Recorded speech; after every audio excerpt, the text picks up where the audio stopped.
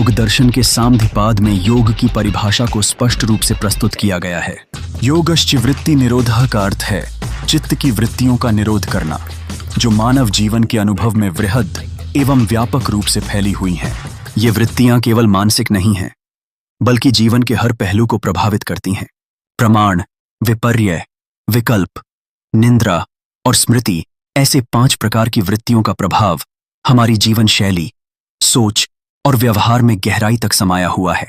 इनका निरोध करना एक चुनौतीपूर्ण कार्य है, जिससे प्रभु शांति का अनुभव संभव हो पाता है। अष्टांग योग, जिसे राजयोग भी कहा जाता है, योग शास्त्र में एक महत्वपूर्ण स्थान रखता है। इसके साधनपाद में 28वें सूत्र में बताया गया है कि योग के अंग के अनुष्ठान से अशुद्धियों का नाश होता है और ज्ञान का प्रकाश जागृत होता है। यम, नियम, प्राणायाम, प्रत्याहार, धारणा, ध्यान और समाधि, ये 8 अंग हैं जो आत्मिक स्वरूप को पहचानने में सहायक होते हैं। यम में अहिंसा, सत्य, अस्तेय, ब्रह्मचर्य और अपरिग्रह का समावेश होता है, जिसका जीवन में पालन आवश्यक है। नियम में शौच, संतोष, तप, स्वाध्याय और ईश्वर शरण्य गति का महत्व है। आसन, श्वास प्रश्वास का नियंत्रण और इंद्रियों का अपने विषयों से संबंध समाप्त करना प्रत्याहार की प्रक्रिया का हिस्सा है।